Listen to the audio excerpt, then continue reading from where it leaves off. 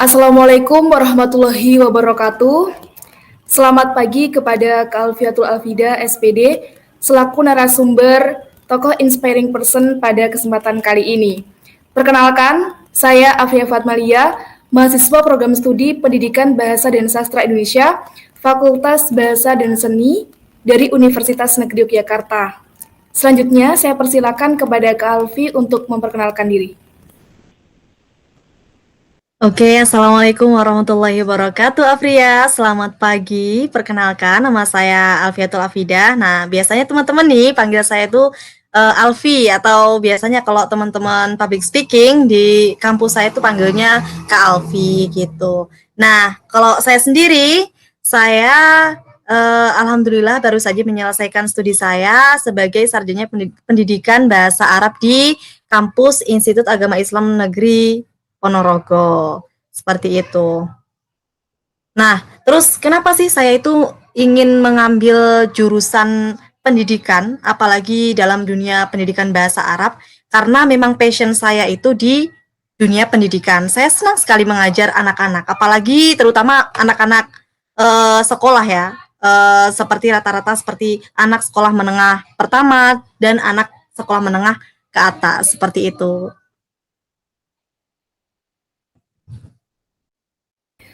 Baik, terima kasih. Apa sih sebenarnya motivasi Kak Alfi untuk menjalani kehidupan dan juga melanjutkan di dunia perkuliahan? Selain alasan Kakak ingin menyukai anak-anak, apakah ada alasan lain? Ya pastinya ada banyak faktor sekali ya, ada banyak sekali faktor ya, salah satunya tadi yang saya sebutkan tadi, yang pertama itu saya memang passion saya itu di dunia pendidikan, terus saya juga menyukai, suasana belajar mengajar kepada, anak-anak, terus selanjutnya, ya saya itu adalah beban dan tanggung jawab saya sebagai agent of change kalau kalau kita bisa bilang seperti itu. Terus, saya tuh berpikir kalau kalau orang intelektual itu harus mempunyai pendidikan yang luas, wawasan yang luas, relasi yang luas. Nah, itu kita bisa ambil dan kita bisa dapat dengan cara bagaimana? Ya dengan cara kita kuliah, dan di mana di dalam kuliah itu kita pasti banyak sekali pengalaman, pengalaman di dalam dunia kampus, di luar kampus, di dalam dunia kelas, dan banyak sekali. Yaitu relasi-relasi itu kita harus jaring sebanyak-banyaknya. Mumpung kita masih muda, ya nggak? Betul nggak? Iya, benar sekali Kak. Nah, motivasi Kak Alfi menjalani kehidupan atau mungkin Kak Alfi punya motivasi tersendiri gitu Kak untuk meraih kesuksesan Kakak gitu. Kalau kita berbicara perihal motivasi itu pasti apa ya, berjalan beriringan dengan apa yang kita cita-citakan. Nah, pasti semua orang, bahkan Afria sendiri pasti punya cita-cita. Cita-cita itu kita harus gantung setinggi langit katanya lah ya. Kalau kita jatuh, itu jatuhnya di antara bintang-bintang. Nah, itu saya sangat setuju sekali. Kita tuh harus cita-cita itu setinggi apapun. Kan kadang orang itu bilang jangan bercita-cita tinggi-tinggi nanti kalau tidak tersampaikan nanti jatuh. Nah, itu adalah pepatah yang salah kalau menurut saya. Nah, untuk motivasi saya sendiri, saya punya cita-cita. Cita-cita saya adalah menjadi seorang pendidik. Entah itu nanti menjadi dosen atau entah itu menjadi guru. Seperti itu. Memang saya itu sangat cinta-cinta sekali dalam dunia pendidikan, apalagi dalam proses belajar mengajar anak-anak. Seperti itu. Jadi, kalau di dunia perkuliahan itu ya saya enjoy saja. Meskipun saya aktif di luar kelas atau di dalam kelas, tapi itu saya buat enjoy karena saya memang passion-nya di situ. Cita-cita lah motivasinya. Baik, terima kasih Kak Alfi. Oke, selanjutnya apa sih kegiatan Kak Alfi selama menjadi mahasiswa itu Kak? Misalkan organisasi atau UKM dan sebagainya. Mungkin bisa diceritakan pengalaman Kak Alfi yang dapat memotivasi orang-orang Kak. Oke, kegiatan apa sih yang selama ini menjadi rutinitas sebagai mahasiswa yang kemarin?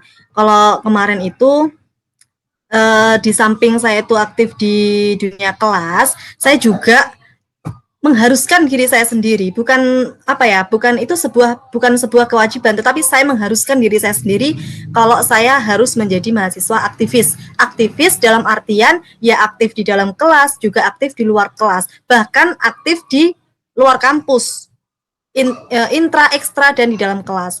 Nah, kegiatan-kegiatannya apa saja? Alhamdulillah saya kemarin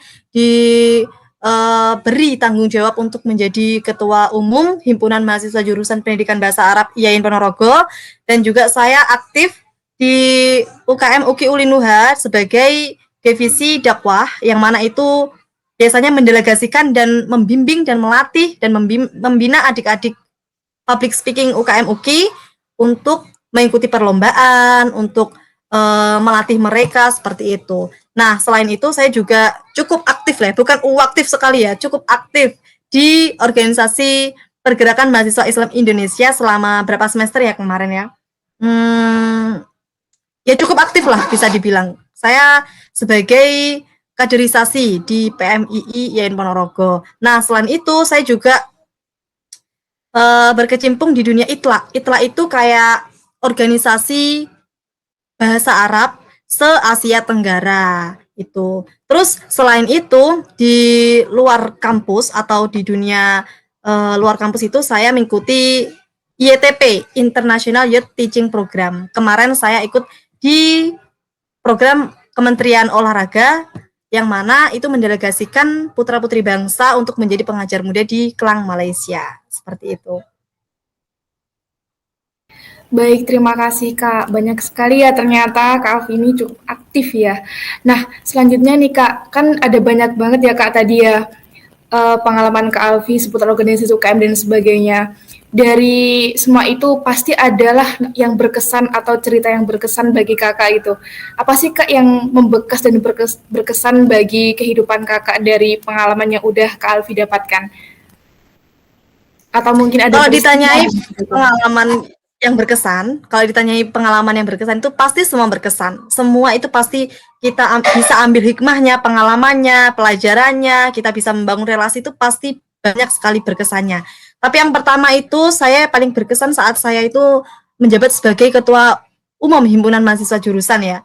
Kenapa? Karena itu saya itu seorang perempuan, yang mana itu banyak sekali teman-teman saya laki-laki. Kenapa kok nggak mereka? Kenapa saya? Berarti kan ada something special di saya itu. Ya bukannya apa ya?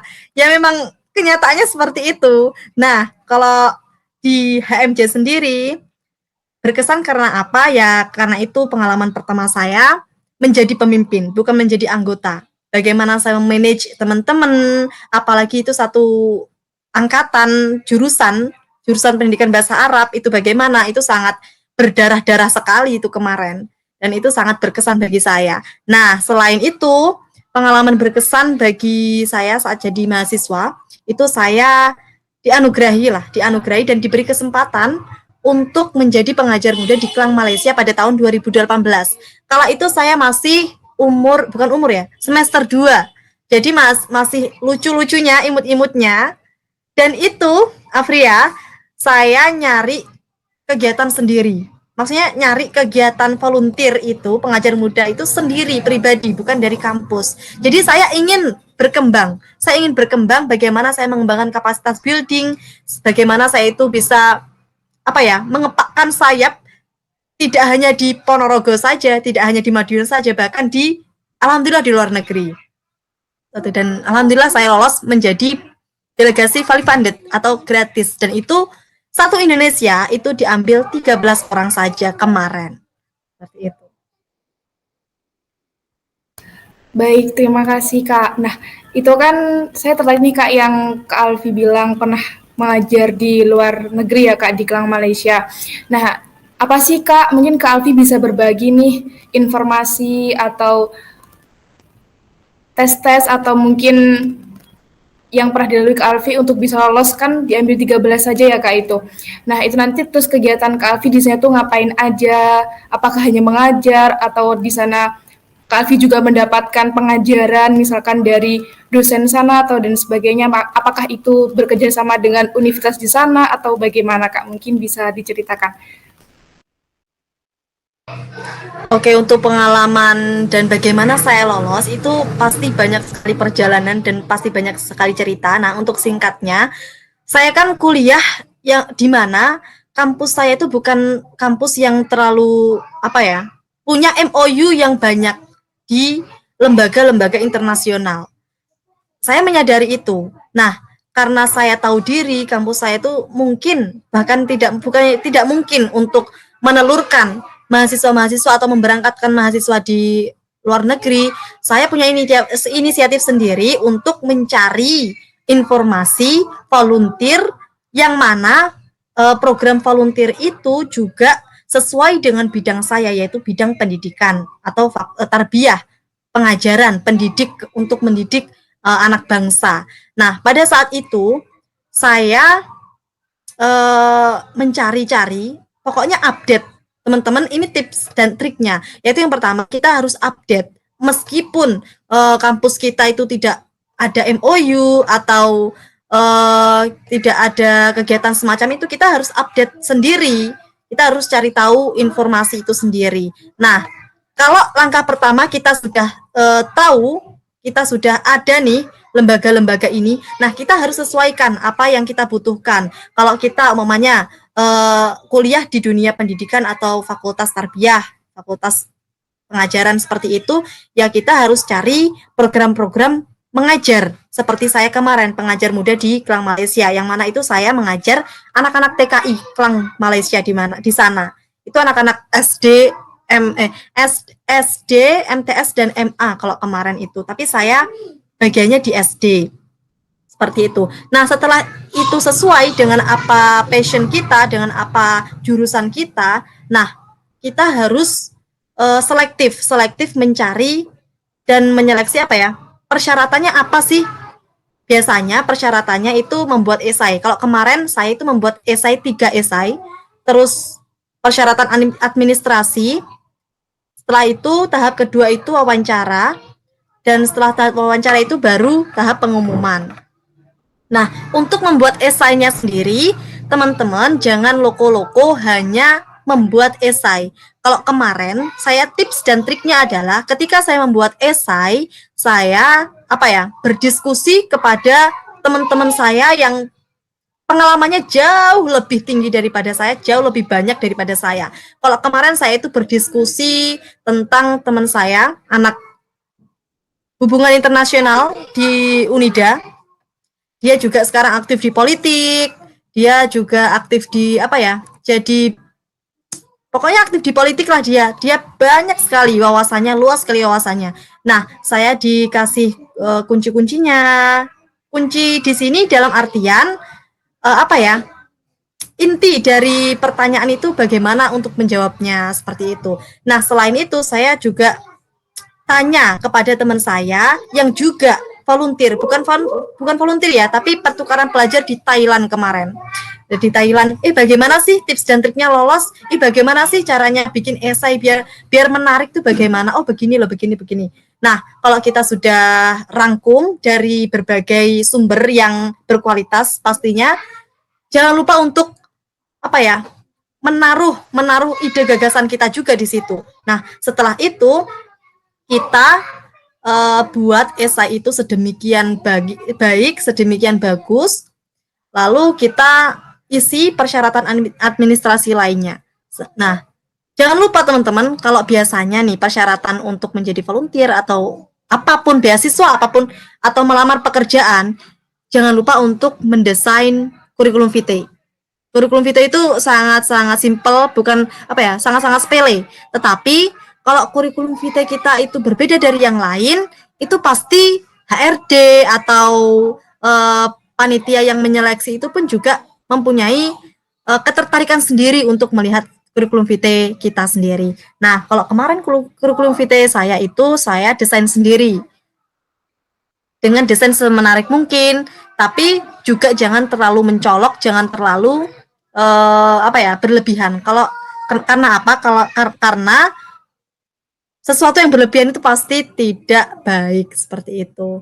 Nah, alhamdulillah dengan tahap-tahap sedemikian rupa, administrasi tahap pertama kemarin saya lolos karena memang niat saya itu pengen lolos, bagaimana membuat esai yang baik dan benar itu bagaimana saya memang niat banget. Kurikulum vitae pun juga saya desain semenarik mungkin. Dan persyaratan apapun saya masukkan dengan sepenuh hati, dengan sepenuh jiwa, dengan semenarik mungkin pokoknya. Dan alhamdulillah tahap pertama itu saya lolos. Terus tahap kedua wawancara. Wawancara itu tidak hanya loko-loko wawancara seperti ini, tetapi sebelumnya, 1 hari sebelumnya saya rangkum kira-kira pertanyaan apa sih yang muncul nanti gitu. Jadi saya rangkum beserta jawabannya, terus saya pahami, saya bolak-balik mau makan dibaca, mau tidur dibaca sampai hafal. Bukan hafal kata per kata ya, tapi secara garis besarnya saja. Oh nanti kalau pertanyaannya seperti ini, nanti jawabannya seperti ini. Nah, dan Afria kemarin semua pertanyaan saya yang saya rangkum itu keluar semua. Hanya satu yang pertanyakan dadakan dan terakhir itu yang apa ya, otodidak seperti itu. Jadi apapun sih kita harus apa ya, rencanakan sebaik mungkin, persiapkan sebaik mungkin secara matang tang pokoknya seperti itu. Nah itu kunci saya untuk lolos ya di IETP kemarin, International Youth Teaching Program. Nah kalau ditanya kegiatan apa saja di IETP, ya banyak sekali. Yaitu yang pertama itu di bidang pengajaran, pendidikan. Kita mengajar anak-anak didik di sana, yaitu anak-anak TKI yang ada di sana di Klang, Malaysia. Saya kebagian materi keindonesiaan dan keislaman di sana. Terus selain pengajaran, kita juga pasti punya pengalaman, oh bagaimana sih menganalisa penduduk di sana, adat-adatnya di sana itu bagaimana, bahasanya, budayanya, culture-nya, apapun kita bisa belajar apapun di sana pokoknya. Terus selain itu kita juga diberi kesempatan untuk mengunjungi KBRI, Kedutaan Besar Republik Indonesia yang ada di sana. Kita bisa melihat apa ya, alat-alat musik tradisional yang ada di KBRI.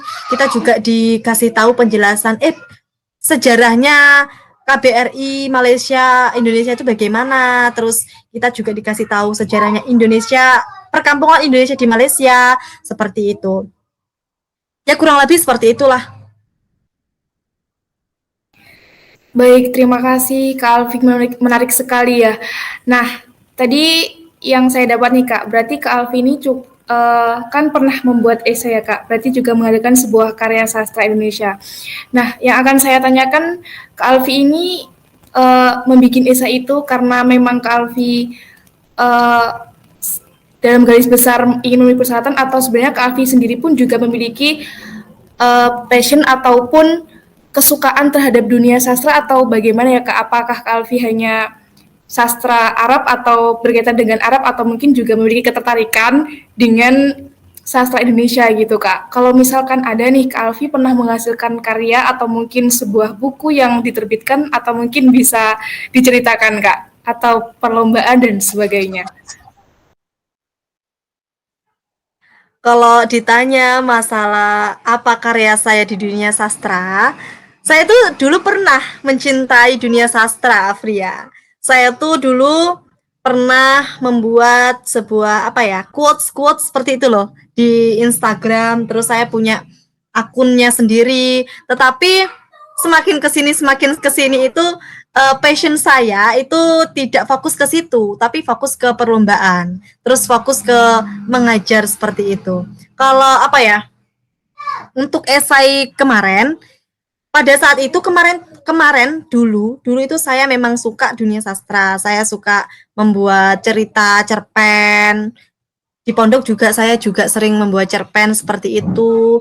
Jadi apa ya, sedikit privilege saya itu tentang sastra. Jadi kalau bisa dibilang apa ya, 50-50 lah kalau membuat esai kemarin itu. Ya dibantu dengan teman-teman, gagasan teman-teman, terus saya inovasikan, kolaborasikan dengan pemikiran saya. Jadi bukan saya pure sekali cinta dengan sastra, bukan cinta, apa ya, istilahnya itu bukan keahlian saya di dunia memainkan diksi, memainkan kata, itu bukan keahlian saya sebenarnya. Tetapi sebuah keharusan dan suatu tuntutan jika kita disuruh untuk membuat esai. Dan akhirnya lolos. Baik, terima kasih Kak Alfi. Oke, selanjutnya yang akan saya tanyakan, bagaimana sih Kak cara yang baik untuk mengembangkan dan mengasah potensi diri gitu Kak. Terlebih Kak Alfi tadi kan juga memegang divisi dari public speaking ini Kak. Nah, bagaimana sih Kak misalkan cara menjadi public speaking yang baik seperti itu? Atau mungkin pengalaman Kak Alfi di dunia public speaking mungkin bisa diceritakan gitu Kak. Pertanyaannya yang mana dulu nih? Aku tadi ada dua nih tadi. Yaitu yang pertama, tadi apa coba? Yang pertama. Mengembangkan potensi Oh diri. ya, satu-satu aja sayang. Nah, Ya. yang pertama bagaimana mengembangkan apa ya? Skill kita. Semua orang itu punya skill masing-masing. Skill itu dalam artian apa ya? Bakat masing-masing. Tapi kebanyakan orang itu mereka kalau udah semester tua atau mungkin umurnya sudah banyak, itu mereka belum bisa apa ya, apa sih bakat kita itu. Kadang tuh teman-teman public speaking tuh seperti itu, Kak saya itu pengen sekali kayak Kak Alfi, pengen sekali ikut public speaking, bisa ngomong di depan orang banyak, tetapi bakat saya itu saya nggak tahu bakat saya itu. Nah itu kesalahan, banyak sekali kesalahan teman-teman tuh seperti itu. Saya sendiri jujur itu dulu ya, dulu itu bukanlah public speaker. Saya itu dulu saat lomba atau ngomong di depan orang banyak pun juga ngewel, bahkan sampai sekarang pun saya juga masih ngewel. Kita tidak bisa menghilangkan nervous, tapi kita bisa mengurangi nervous. Nah, kembali lagi ke cerita yang tadi, saya sendiri bukanlah public speaker, saya sendiri bukanlah orang yang dibilang pandai berbicara di depan orang banyak. Tetapi kenapa saya bisa sedemikian rupa sampai sekarang ini? Yaitu karena saya berani mencoba, berani mengambil resiko. Kalau kita tidak bisa mencoba, ya kita stagnan di satu titik saja. Apa ya? Kadang itu bakat itu perlu dijemput, perlu dicari, perlu digali, bukannya ditunggu. Jadi kalau ada kesempatan atau event-event peluang untuk kita bisa mengembangkan kapasitas building atau skill kita, ya udah dicoba, dilakukan, meskipun itu kadang tuh aduh nanti aku malu, aduh nanti aku salah tuh bagaimana. It's about all practice. Kalau kita banyak-banyak latihan, pasti apa ya, improvisasi kita semakin keren, terus mental kita semakin besar, nyali kita pun juga semakin kuat. Apa ya, itu semua perihal jam terbang ya kalau saya bilang itu. Kalau kita pengen lancar di depan orang banyak, yaitu berarti banyak latihan berbicara di depan orang banyak. Dengan apa? Ya salah satu faktornya itu dengan mengikuti event-event perlombaan seperti DAI, MSI, banyak sekali perlombaan. Bahkan saya mengapresiasi sekali teman-teman anak kecil, Bildacil, itu kan apa ya, masih TK, masih SD, tapi mereka sudah berani. Saya yakin pertama bagi mereka itu pasti malu, pasti sangat susah. Aduh nanti kalau salah gitu bagaimana? Tapi mereka juga meskipun anak kecil, tapi mereka juga berani untuk mengambil semua resikonya. Seperti itu sih. Kalau bagi aku sendiri itu ya harus banyak-banyak berlatih, harus banyak-banyak mengambil resiko kalau kita pengen jadi orang yang apa yang kita harapkan. Next, pertanyaannya tadi apa lagi? Oke, tadi sudah terjawab sih Kak yang mengenai public speaking. Nah, untuk yang pertanyaan pertama tadi untuk mengembangkan, menggali potensi diri. Tapi itu juga sudah cukup terjawab dari yang disampaikan Kak Alfi. Atau mungkin Kak Alfi ada tambahan untuk bagaimana sih cara terbaik untuk mengembangkan potensi diri dari beberapa yang Kak Alfi jawab, atau ada tambahan mungkin? Sebenarnya itu sama saja. Yang pasti intinya itu kita harus dipaksa. Kita harus memaksa diri kita untuk maju. Kalau kita tidak memaksa ya kita ya tadi yang seperti saya bilang stagnan di satu titik. Apa ya? Kalau kita umpamanya kita kuliah, tapi kita juga mengikuti perlombaan, kita juga aktif di organisasi lain. meskipun apa ya, itu 50-50 semua, tapi setidaknya kita itu lebih maju satu langkah, bahkan berlangkah-langkah dibanding teman-teman kita yang hanya kuliah di kelas saja, IPK-nya bagus, tapi mereka tidak bisa menggali potensi, mengembangkan kapasitas building, relasinya tidak banyak, seperti itu. Ya, apa ya, kalau kita pengen semuanya, itu pasti 50-50. Ada yang harus dikorbankan. Tapi bagaimana kita itu menyeimbangkan, memanage waktu, bagaimana kita aktif di organisasi, tapi kita juga aktif di kelas. Itu sebuah tanggung jawab kita sebagai mahasiswa aktivis. Aktivis di sini dalam artian aktif di dalam kelas dan aktif di organisasi. Nah, kita harus memaksa ngomong di depan orang banyak latihan, atau kita bisa latihan apa ya? Sekarang kan medsos, sekarang YouTube juga banyak. Kalau saya rekomendasikan, ada channel YouTube teman saya, itu seorang pembina MSKUM, itu udah sangat-sangat powerful sekali dan sangat-sangat prestasinya sangat banyak. Itu namanya Kak Saiful Bahri, YouTube-nya MTD Channel, MTD Multimedia Channel kalau nggak salah. Itu banyak sekali video-video MSK, dai, tilawah, yang mana bisa menjadi referensi teman-teman untuk mengembangkan apa ya, kapasitas building kalian di dunia bidang apa, public speaking seperti itu. Ya dengan cara banyak-banyak melihat video-video, terus kita latihan untuk membuat teks. Jangan sekali-kali kalau lomba dai atau lomba MSK itu mencontek atau menggunakan teks yang sudah digunakan loh ya. Saya itu sangat-sangat apa ya? Kalau menurut saya itu haram bagi saya untuk apa ya, mencontek teks dari YouTube, mencontek teks dari internet, atau bahkan mungkin kita pernah apa ya, melombakan teks itu sebelumnya, seperti itu. Nah, untuk mengasah itu, membuat teks itu juga harus banyak-banyak latihan, harus banyak-banyak apa ya, harus berdarah-darah kalau membuat teks, khususnya MSK atau dai. Karena apa? Kalau kita itu hanya mencontek atau mengambil teks dari YouTube atau internet atau yang lain sebagainya, itu mematikan atau membunuh kreativitas kita dalam membuat teks seperti itu. Jadi harus dipaksa untuk membuat teks. Apapun tuh harus dipaksa. Seperti itu sih untuk mengembangkan kapasitas building kita. Baik, terima kasih Kak Alfi. Nah, aku pengen tahu nih Kak Alfi itu sebenarnya punya nggak sih Kak tokoh yang menjadi inspirasi atau role model bagi Kakak untuk mengembangkan diri atau menjadi motivasi, kemudian semangat untuk menjalani kehidupan gitu Kak? Nah, untuk role model ya, itu role model ya, atau apa, siapa sih orang yang bisa memotivasi saya untuk menjadi sekarang ini? Kalau ditanya siapa orangnya, banyak sekali. Kalau ditanya itu ya saya bingung, karena saya itu apa ya, semua orang tuh saya jadikan panutan. Tetapi ada beberapa orang yang paling apa ya, membuat saya itu bisa seperti ini. Yaitu yang pertama itu diri saya sendiri. Kalau apa ya, masa depan. Kalau kita pengen masa depan kita cerah, masa depan kita bagus, ya kita harus mulai dari sekarang.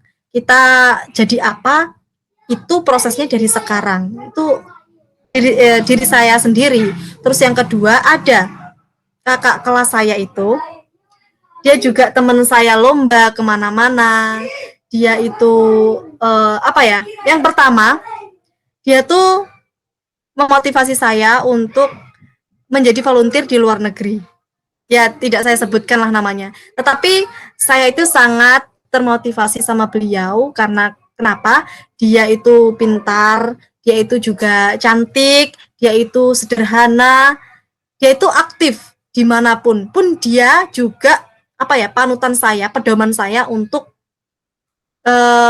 ber-MSD atau berpublic speaking di dunia sekarang ini, di dunia public speaking. Nah, untuk apa ya, tokoh-tokoh yang lain itu seperti Najwa Shihab, seperti B.J. Habibie, itu salah satu role model saya sih untuk menjadi Alfi yang sekarang ini. Seperti itu. Baik, terima kasih Kak Alfi. Nah, dari pengalaman yang sudah Kak Alfi ceritakan, kemudian Kak Alfi juga pernah mengikuti perlombaan. Apa sih Kak prestasi yang pernah Kak Alfi raih gitu Kak? Kalau prestasi selama ini yang saya raih itu ya cukup sedikit sih ya. Tapi yang paling berkesan bagi saya itu yaitu ya tadi menjadi pengajar muda di Kelang Malaysia, yang mana itu saya terpilih menjadi delegasi 13 orang loh seluruh Indonesia, dan saya salah satunya dari IAIN Ponorogo, kampus yang di desa, kalau kasarannya seperti itu. Terus selain itu prestasi-prestasi saya di dunia public speaking, ya saya pernah menjuarai di juara 1 MSQ di IAIN Kediri, di UNS, terus OKIAN di UNY, terus di apa ya, Fuad Fest tahun 2000 berapa ya kemarin, lupa. Terus juara 1 Tausiah RRI Madiun, juara 1 Tausiah RRI Surabaya.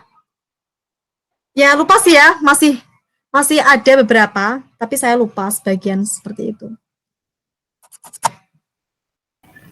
Baik, terima kasih kepada Kak Alfi yang sudah menyampaikan banyak sekali cerita-cerita dalam kehidupannya dan sangat baik dan cocok untuk menjadi tokoh atau seseorang yang menginspirasi gitu ya Kak. Nah, apa sih Kak pesan Kakak buat pelajar ataupun mahasiswa seperti saya dan juga kaula-kaula muda yang lain gitu Kak. Terlebih kita kan juga masa-masa yang labil, kemudian masa-masa yang ingin tahu segalanya gitu Kak. Apa sih Kak pesan Kakak buat kita-kita seperti ini?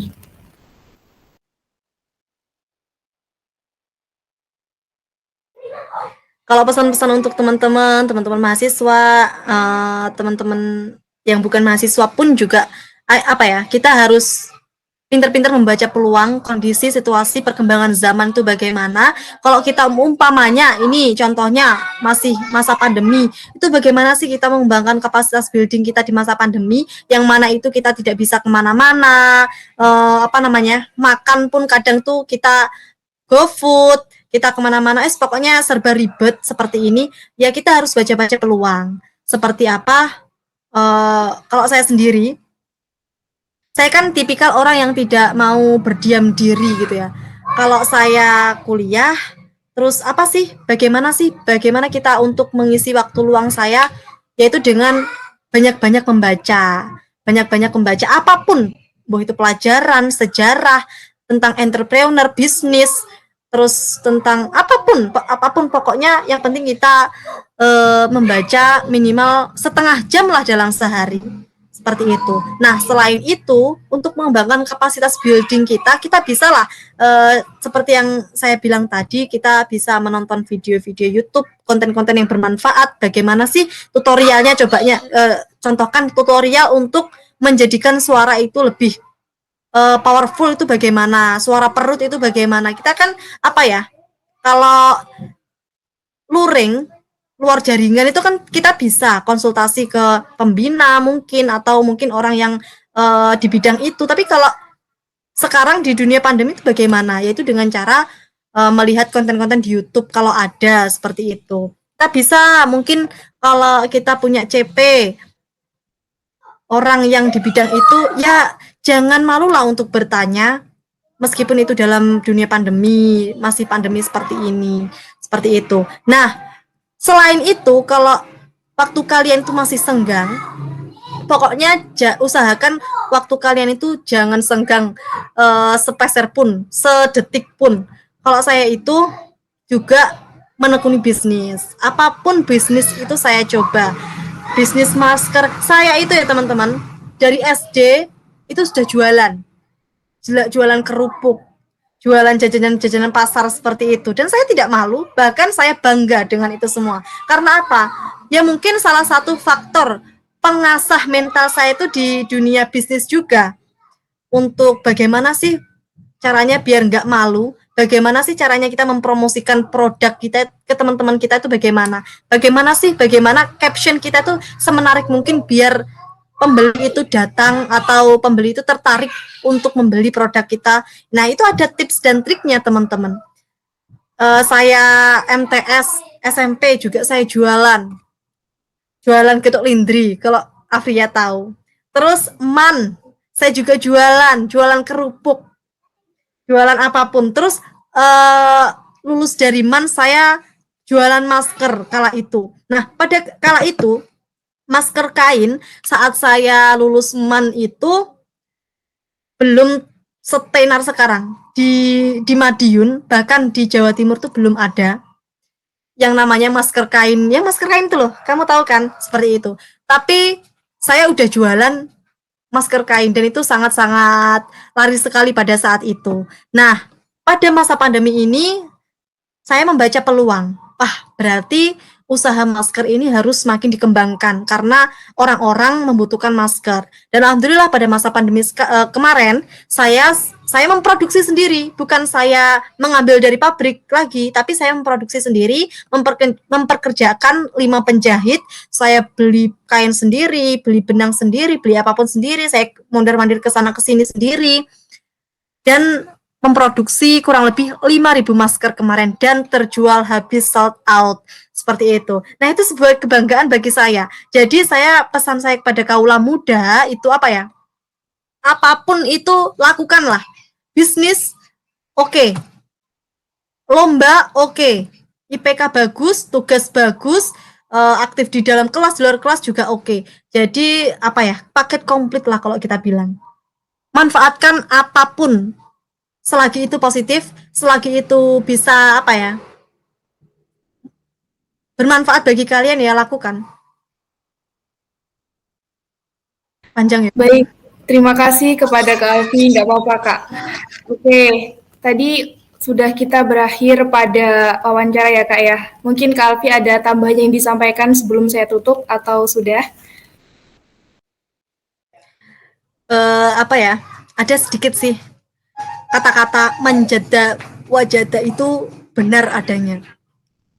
Orang yang tidak meyakini manjada wajada itu pasti kalau melakukan segala sesuatu itu pasti belum niat. Kalau kita benar-benar niat hati, niat pikiran, niat tenaga, itu pasti manjada wajada itu memang benar dan itu sudah saya lakukan, saya jalani manjada wajada itu benar. Jadi Afria kalau ingin melakukan segala sesuatu, contohnya saya pengen nih jadi wisudawan terbaik besok saat saya wisuda, itu bisa. Kalau kamu juga niat, juga diimbangi dengan